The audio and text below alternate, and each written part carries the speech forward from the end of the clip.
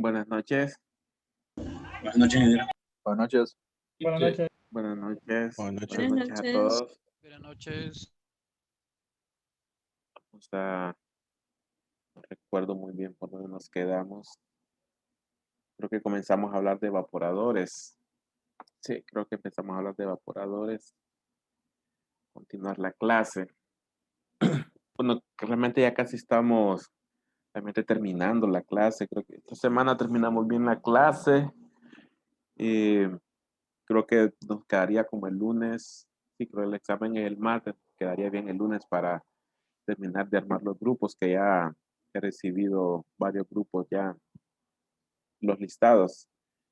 Bien, habíamos comenzado hablando de evaporadores, lo que nos quedamos por los de expansión directa, la clasificación según refrigerante, según la cantidad de refrigerante, expansión seca, inundado y según superficie tubular o de placas.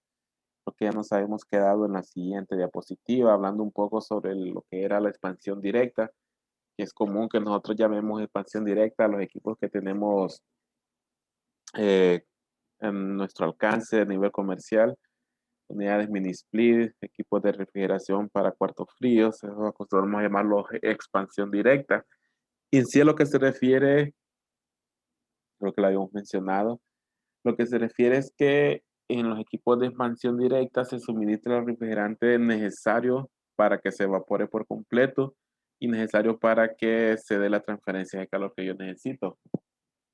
Eh, Digamos, mencionamos en algún momento cuando vimos esta imagen que en la entrada el dispositivo de expansión me controla la cantidad de refrigerante que entra. También vimos que entra ya con un porcentaje de vapor. Es decir, que el calor que gana aquí se dedica solamente a cambiar de estado hasta que llega un momento que todo el refrigerante líquido se evaporó y luego pues continúa un trayecto todavía dentro del evaporador para lograr el sobrecalentamiento que habíamos hablado en algún momento. Eh, Hay otro tipo de condensadores que para evacuar el calor que yo necesito del medio que estoy enfriando, digamos, si es un aire acondicionado, yo suministro el refrigerante, pero no todo se evapora, o sea, siempre queda un montón de líquido adentro de una vez que ya sale. Entonces, eso es otro tipo de condensador, evaporador, perdón. En el caso de expansión directa, pues todo el refrigerante que me suministra la válvula de expansión se convierte en vapor. Y aparte de eso, es la cantidad necesaria para evacuar el calor que yo tengo en el medio que yo quiero enfriar. No es utilizado para serpentines de aire acondicionado, para temperaturas bajas como los cuartos fríos, como mencionamos, congeladores, freezer. El dispositivo de control de flujo es una válvula de expansión termostática o tubo capilar. La forma común es la de un serpentín de plano de tubos rectos, curvos y curvas de retorno que pueden estar dispuestos en varios circuitos o filas, en lo que se requiere un distribuidor para asegurar la cantidad de refrigerante en cada fila. Luego, pues hablamos que teníamos las aletas para incrementar el área de transferencia de calor. Eh, pues por conceptos de transferencia de calor, entre mayor es el área, pues mayor capacidad de evacuar calor o transferir calor puedo tener yo en un dispositivo. Pasamos a esta imagen. Aquí hablamos, pues, ya viéndolo con imagen, cómo puede ser un serpentín, eh, un evaporador. En los tubos de cobre va el refrigerante. En estos tubos es lo que nosotros simbolizamos en esta imagen, este recorrido que hace el refrigerante de ida y regreso. Pues eso lo realiza a través de estos tubos de cobre. Y a través de estos espacios es el que pasa el medio que yo quiero enfriar. En el caso del aire acondicionado, lo que pasa pues es aire de donde nosotros queremos mantener frío. Y estas laminitas pues son las aletas, son las láminas que mucha gente le gusta doblar, sobre todo parecidos a los radiadores de los vehículos, que son unas laminitas delgadas, blandas, algo blandas, son de aluminio. Esas pues lo que hacen es ayuda a la transferencia de calor. Cuando nosotros las doblamos, lo que hacemos es que este espacio, le quitamos ese espacio para que se mueva aire. Entonces, en ese momento ya empieza a disminuir la eficiencia del refrigerador o del evaporador. Eh, Bien, ahí creo que en esa imagen era que estábamos. Bien, veamos este nuevamente cómo es este serpentín, porque el siguiente tipo de evaporador es diferente y vamos a ver que tienen formas diferentes. Y es los evaporadores inundados. Contrario a los de expansión directa, evaporador inundado, pues puedo suministrar más refrigerante del que realmente necesito para poder evacuar el calor de algún medio que yo quiero enfriar. Por lo tanto, no todo se evapora, siempre se mantiene otro poco de refrigerante líquido adentro del evaporador. El refrigerante, la parte líquida moja también la mayor parte o total de la superficie de transferencia de calor. El flujo de refrigerante puede ser controlado por un dispositivo controlador de flujo. Bien, aquí eh, según conceptos de termodinámica, realmente lo que tenemos son intercambiadores de carcasa y tubo. Eh, y eso es lo que tenemos con la mayoría de los casos en los enfriadores de agua fría o chiller que usamos en aire acondicionado. Realmente lo que tenemos son dos intercambiadores de carcasa y tubo. Bien, en el caso de que sea evaporador inundado, que adentro del intercambiador por los tubos yo puedo pasar algún medio que yo necesito enfriar, como agua fría, o puede ser algún fluido alimenticio, y esos tubos se bañan por completo con líquido refrigerante. Eh, Eso entra por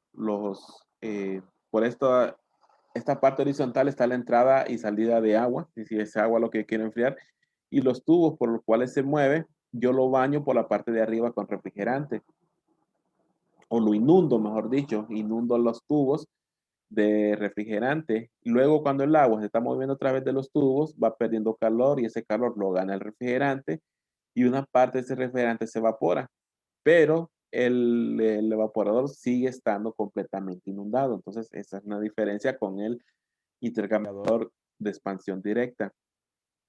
¿Dónde puedo encontrar este tipo de evaporador? Pues como mencioné, en los equipos de refrigeración de agua fría, en equipos chiller que conocemos nosotros, ahí podemos encontrar este tipo de evaporador. Aquí vemos otro tipo de evaporador, donde lo que yo tengo es un flotador que pues funciona así como el flotador de los tanques de agua. Cuando baja el nivel, abre una válvula, ingresa más refrigerante hasta que regresa a su nivel nuevamente. ¿Por qué va a bajar el nivel? Pues cuando el refrigerante se evapora.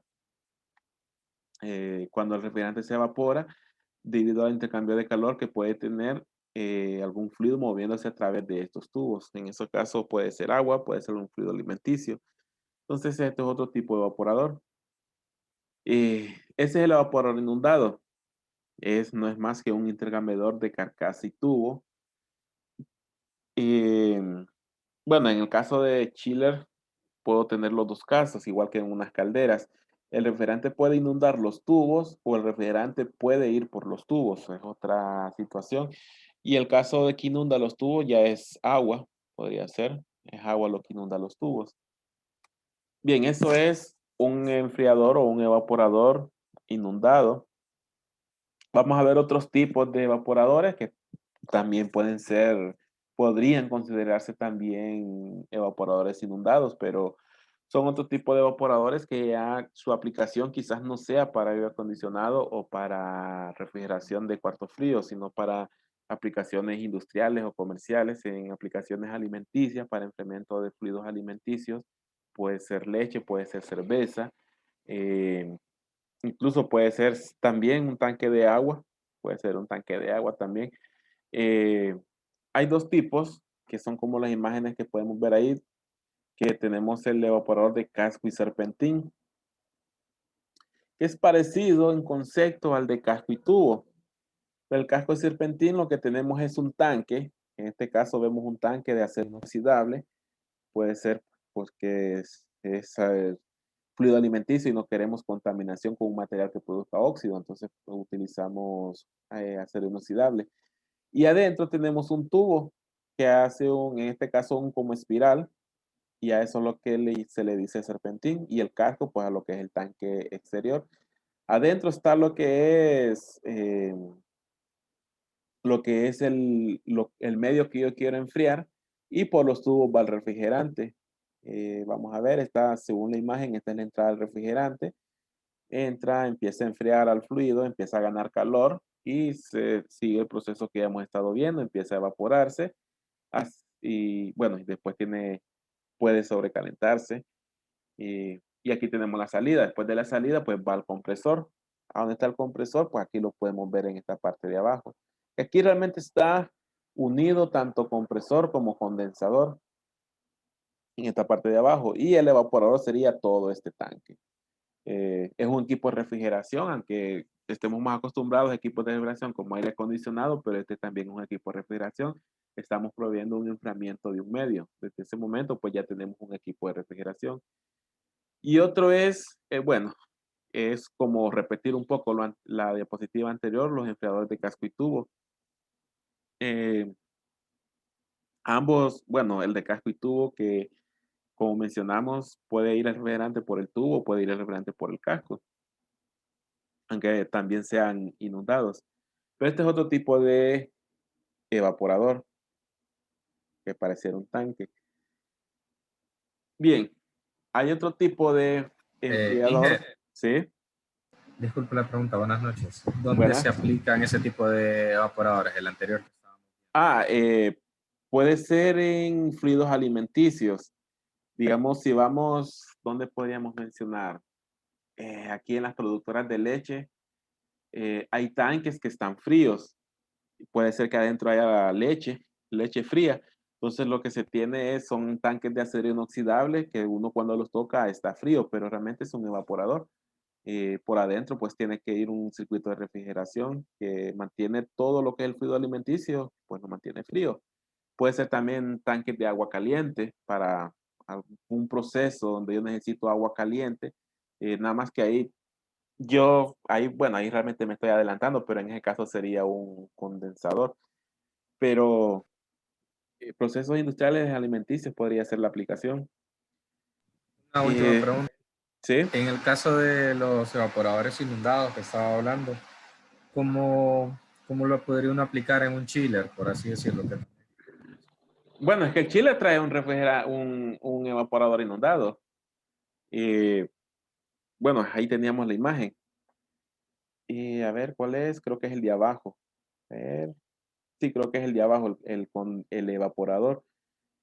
El evaporador, pues es como esta imagen que yo tengo aquí en corte, donde por los tubos entra el agua que yo necesito enfriar para después mandar en las unidades manejadoras. Y el refrigerante entra, bueno, aquí está indicado que entra por abajo, entra en forma líquido e inunda todo lo que son los tubos, similar a las calderas eh, nada más que las calderas pirotubulares, donde todo el agua está alrededor de los tubos y adentro de los tubos pues va el medio que lo calienta. Aquí es al revés.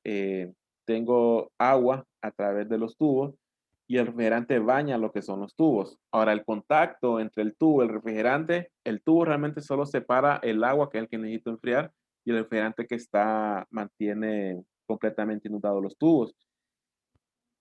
En ese intercambio de calor es donde parte el refrigerante, que es la que choca inmediatamente con la superficie del tubo, es la que se evapora y sube en forma de burbujas hasta que sobresale el nivel de refrigerante y ahí ya sale en forma de vapor.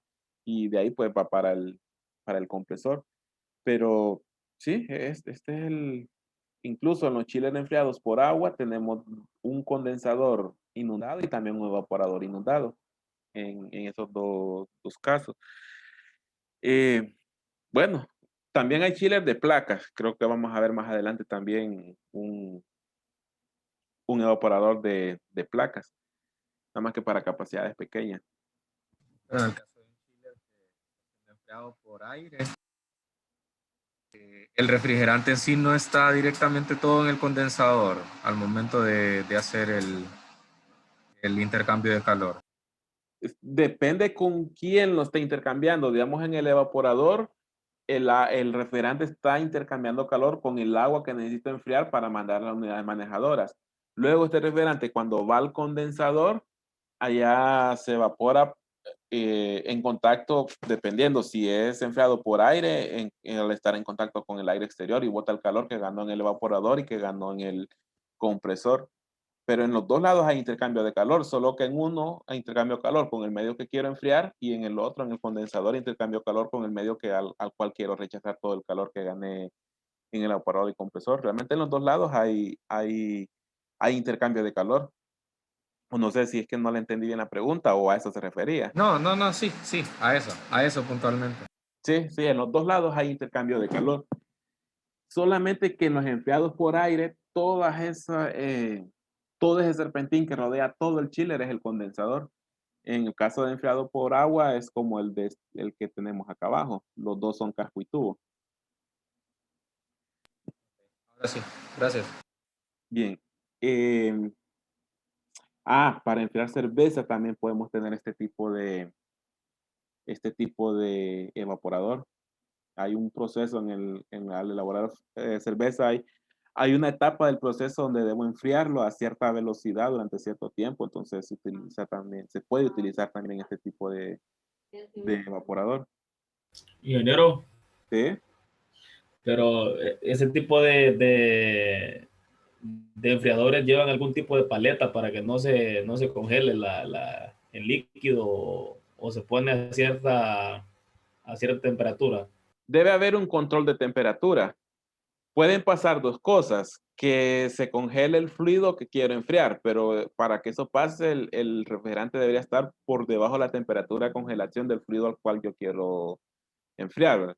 O que se congelen los tubos del refrigerante. En la parte, si yo tuviese poco fluido que enfriar, pero el refrigerante, él está queriendo sacar siempre calor, o sí, calor, lo que va a pasar es que puede agarrar escarcha los tubos.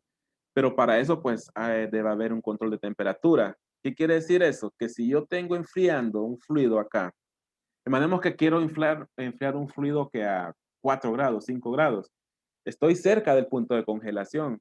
Entonces aquí debe haber un medio o un sensor que me mida la temperatura del fluido. Digamos, si es leche y la estoy llevando a 5 grados y ya llegué a 5 grados, aquí debe haber algún tipo de sensor que diga que ya llegó a 5 grados y por control electromecánico mande o bien si es un compresor variable, que lo mande a bajar las revoluciones o que lo mande a apagar.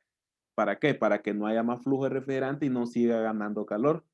Cuando el fluido intente volver a subir de temperatura, entonces que ese sensor vuelve a mandar a su sistema electromecánico para que vuelva a arrancar el compresor y vuelva a haber flujo de refrigerante y estar en ese juego. Debe haber un control de temperatura para evitar que se congele.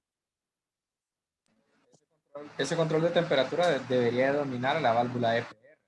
Debería, eh, podría ser que la válvula también la podría controlar la temperatura de salida del refrigerante. Y si es del otro tipo de evaporadores, si sale muy sobrecalentado, el misma válvula tiene un bulbo que está controlando esa temperatura. Podría hacer eso. Pero aquí lo miraría más como el termostato de un sistema de aire acondicionado que mide la temperatura del ambiente. Si ya enfrió, manda a controlar, pero al compresor para que este se apague. Se apague o se encienda. Y la válvula ¿sí? Ese tipo de sistema siempre debe tener un deshielo o un... Un bypass, un hit.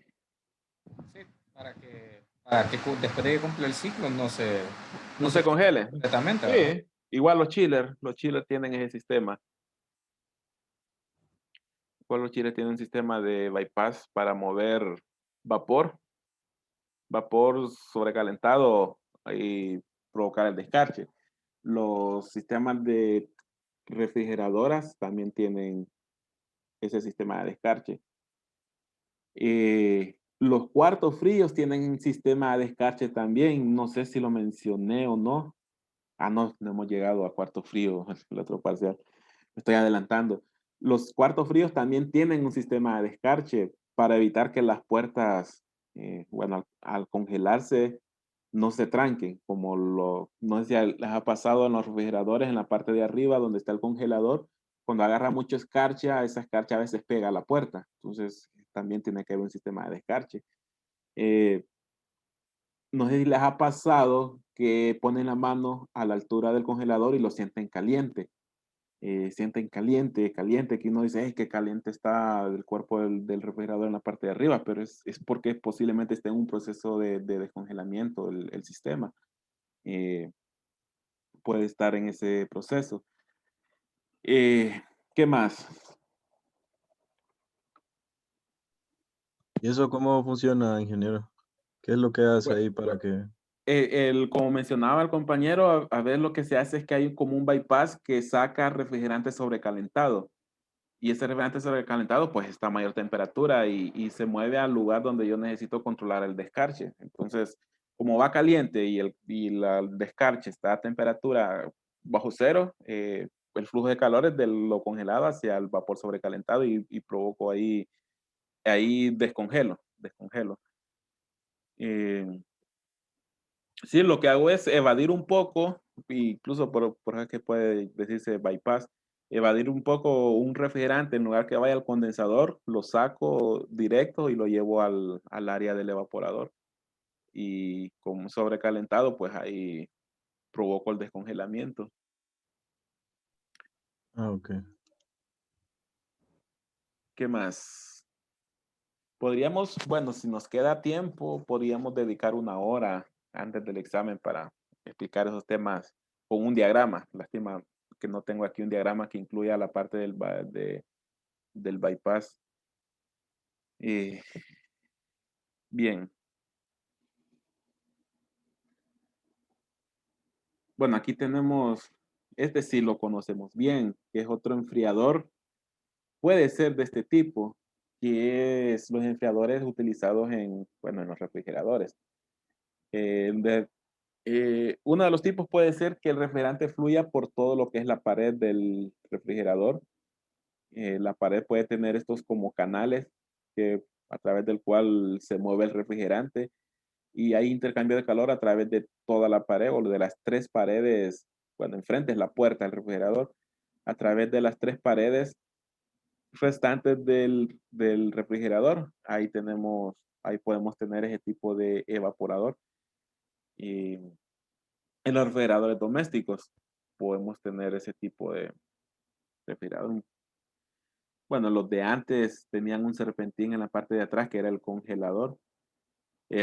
perdón, el condensador, unos tubos de color negro, pues como de un cuarto de diámetro. Por ahí pasaba el condensador y bueno, mucha gente aprovechaba el calor para poner algo ahí a secar. También, Ingeniero, sí. disculpa, una consulta. En la parte de los refrigeradores, nosotros tenemos la parte de abajo, ¿no? Y el freezer que está va a mucho más baja temperatura. Ujú. ¿Cómo se hace en ese caso si la estructura está distribuida de esa manera para que la parte superior tenga una menor temperatura? Fíjese que una de las formas es, no sé si se acuerdan de termodinámica, donde trabajábamos, no recuerdo si llegamos a ese tema, donde trabajábamos circuitos de refrigeración en cascada y habría otros de múltiples etapas.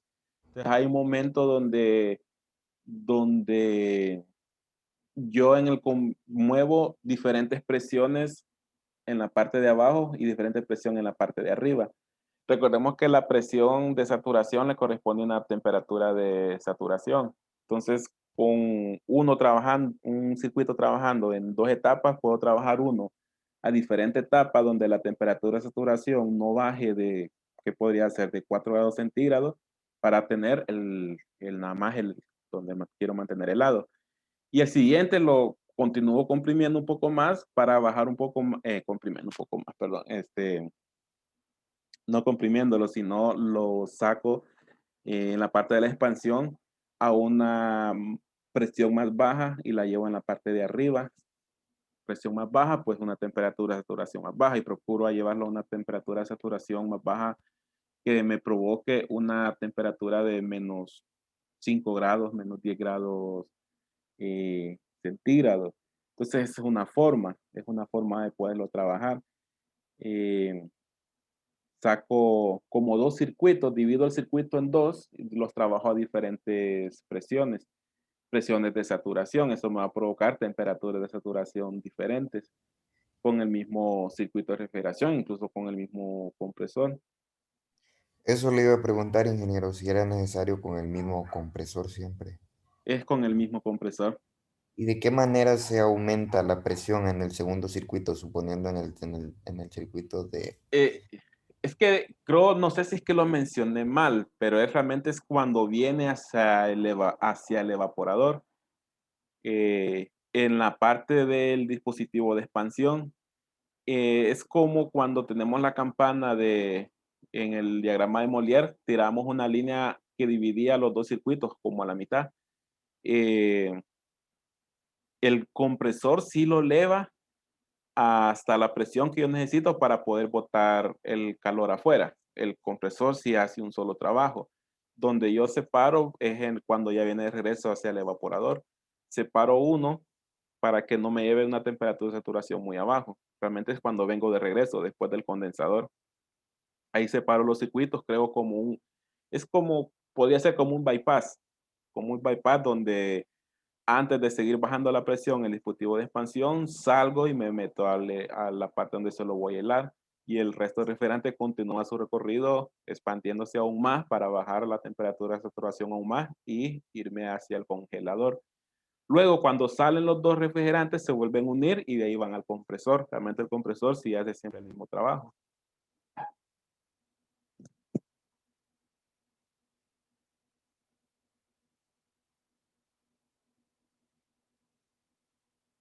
Sí. Dice, pero las presiones están siendo dominadas por el termostato, ya que hay dos, uno arriba y uno abajo. Yo sé que sí, el termostato está abajo. No recuerdo, arriba, creo, el de arriba no recuerdo que tengamos termostato arriba. Esa parte sí la tendría que confirmar. No sé si al setear abajo ya seteo, hay un rango de holgura con el de arriba que me hace el seteo según lo que yo tenga abajo. Tu refri tiene dos, pero no indica temperatura. No la entiendo ahí con qué es lo que me refiere. Ah, ya. Tiene uno para el helador y uno para el congelador.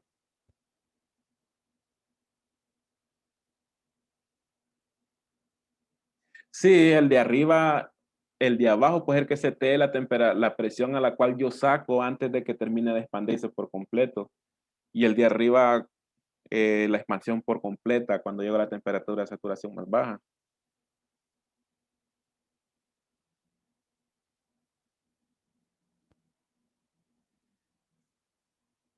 Bien. ¿Qué horas son? 8:40. Creo que sí nos queda tiempo para... eh, bueno, apenas estamos en el evaporador, no hemos llegado a los condensadores. Bien, vamos a ver ahora los condensadores. El condensador puede ser muy similar a lo que es el evaporador. Incluso hay muchos de ellos que vamos a ver en la imagen que son muy iguales al evaporador, sobre todo el de expansión directa. Vamos a ver que tienen la misma forma, pues consta de tubos, consta de aletas. El condensador, pues ya hemos hablado que remueve el calor del vapor de refrigerante que sale del compresor, de manera que este se condense a su estado líquido. Es un intercambiador de calor el cual se enfría mediante un medio de enfriamiento como el agua o el aire, dependiendo si es enfriado por agua o si es enfriado por aire. Debe ser capaz de remover todo el calor del evaporador más el calor del compresor. Esa parte, pues sí, yo lo estudiamos cuando vimos la termodinámica del circuito de refrigeración. También logra el subenfriamiento del refrigerante antes de que sea enviado al dispositivo de control de flujo. Pues ahí hay una imagen sencilla, pero tiene el mismo concepto que el evaporador, nada más que en sentido contrario. Es decir, el evaporador gana calor y se evapora, y el condensador pierde calor hacia los alrededores y se condensa. Eh, Ahí hay una gráfica de proceso algo sencilla, es extraída del libro de Edward Pita. de lo que pasa con el refrigerante adentro del condensador. Ya sabemos que del compresor sale como vapor sobrecalentado, o sea, sale a mayor temperatura de la que debería tener a su temperatura, a su presión de saturación. Entonces, la primera parte del proceso del condensador es primero enfriarlo. Enfriarlo a presión constante hasta que llega a su temperatura de saturación. Y después sigue el proceso de condensado, donde sigue perdiendo calor y se vuelve de vapor a líquido, hasta que llega a ser líquido saturado. Pero aún así continúa un trayecto más hasta que se logra el subenfriamiento adentro del condensador. Que el ejemplo creo que el ejemplo que hicimos, creo que eran 5 grados de subenfriamiento. Entonces ahí se logra en el condensador. Así como yo logro el sobrecalentamiento en el evaporador manteniendo un trayecto de recorrido adicional adentro de los tubos, lo mismo hago en el condensador, mantengo un trayecto adicional adentro de los tubos del paso del refrigerante. Así logro pues el subenfriamiento. ¿Qué tipo de condensadores? Pues podemos tener condensadores enfriados por agua. Eso pues ya mencionamos sin querer un poco sobre los condensadores del chiller cuando es enfriado por agua. Un ejemplo, ¿verdad? También condensadores enfriados por aire. Es más conocido pues como los equipos de aire acondicionado, que es el equipo exterior. Y también hay condensadores evaporativos, también para uso comercial, industrial. Los condensadores evaporativos. Condensador enfriado por agua, pues el rechazo del calor es entregado pues al agua. El agua que se encarga de ese calor de rechazo del condensador, tomarlo y en los casos de sistemas de agua fría, después ese agua va a una torre de enfriamiento donde se termina de botar al exterior. Si fuese un condensador como en un lago, pues el medio del lago gana el agua, gana el calor, perdón, el agua del lago gana el calor y hasta ahí termina el proceso. Pueden ser de carcasa y tubo, como vimos, puede ser tipo serpentín también, puede ser de doble tubo. Y luego los condensadores enfriados por aire, similares a los evaporadores, pues el calor rechazado es entregado al aire exterior. Como el equipo que hace bulla en los equipos de aire acondicionado que tenemos allá afuera, esos son los condensadores y están botando aire al exterior. Ese es un condensador enfriado por aire. Y el evaporativo, pues que ahí toma en cuenta un proceso evaporativo de un fluido para poder ganar calor. Y ese calor, pues lo va a ganar del calor de rechazo del condensador. Eh, para poder evaporar un líquido, yo necesito una cantidad de calor. Y esa cantidad de calor, los condensadores evaporativos lo toman del calor de rechazo del mismo condensador. Entonces así se logra enfriar el refrigerante.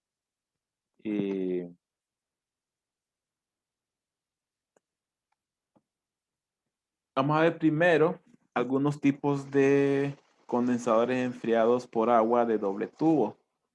Si no me equivoco, hay bombas de calor que son como unidades de aire acondicionado, pero que en lugar de tener un ventilador que bota calor al exterior, lo que tienen es un condensador de doble tubo y a través de ellos pasa refrigerante y pasa agua. Y esa agua después va a una torre de enfriamiento donde termina de botar el calor.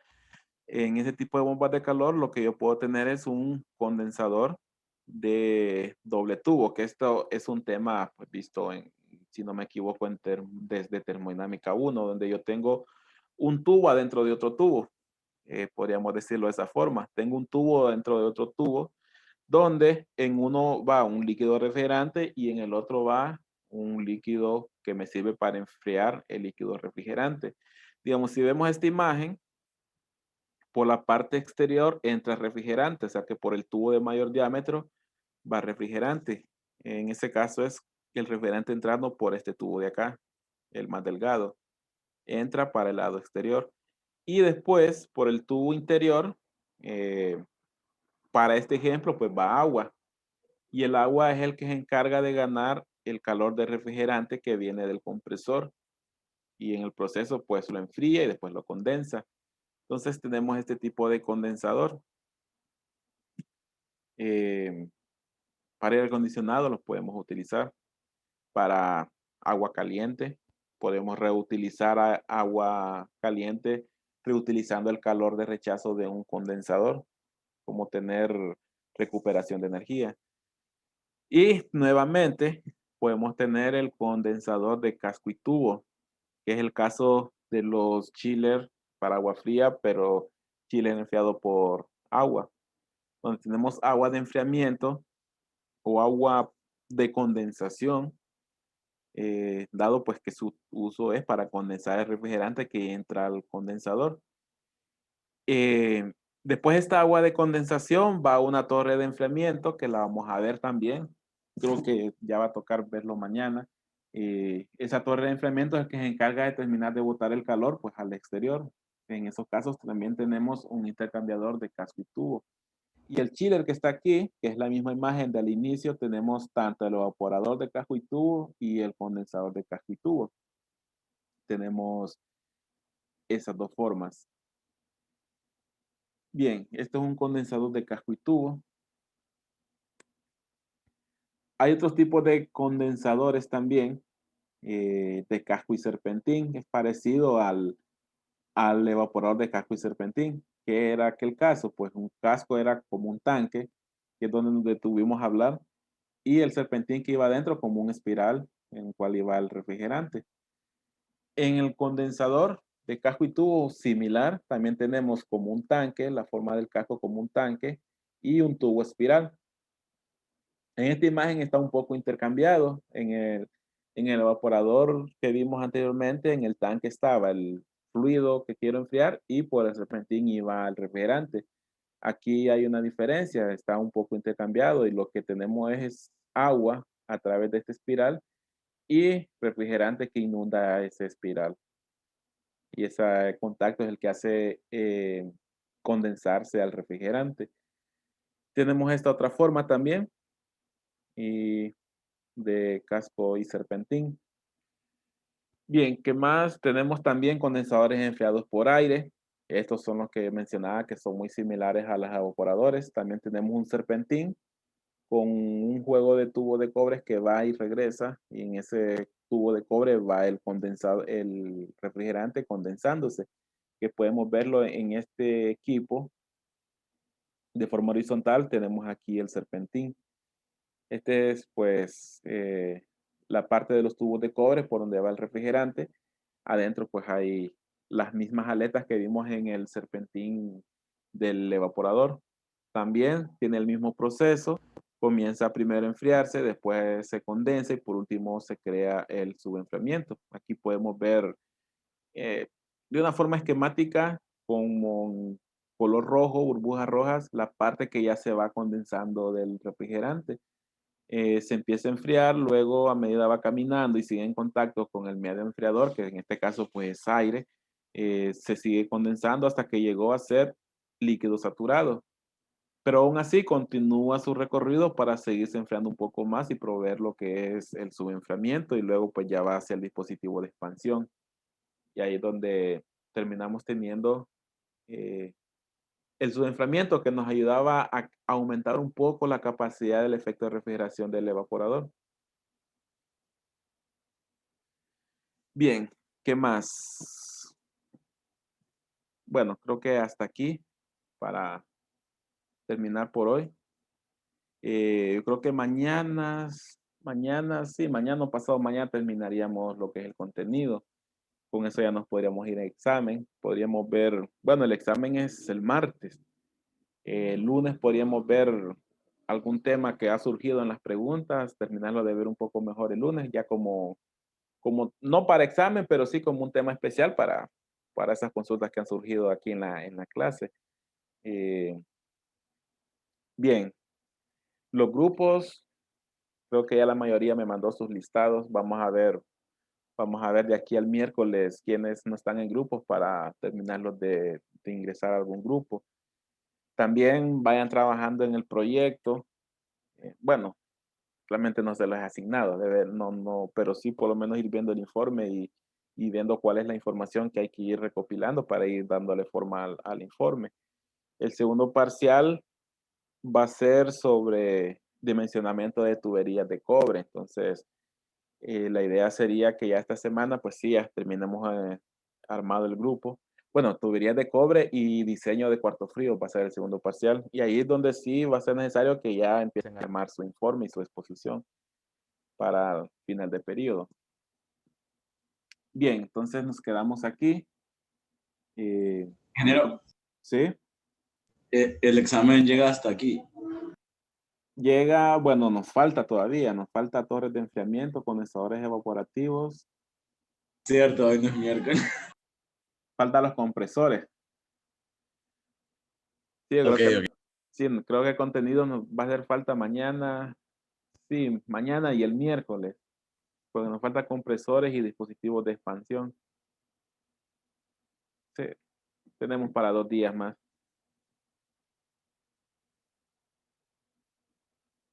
Las diapositivas creo que ya están subidas, si no me equivoco.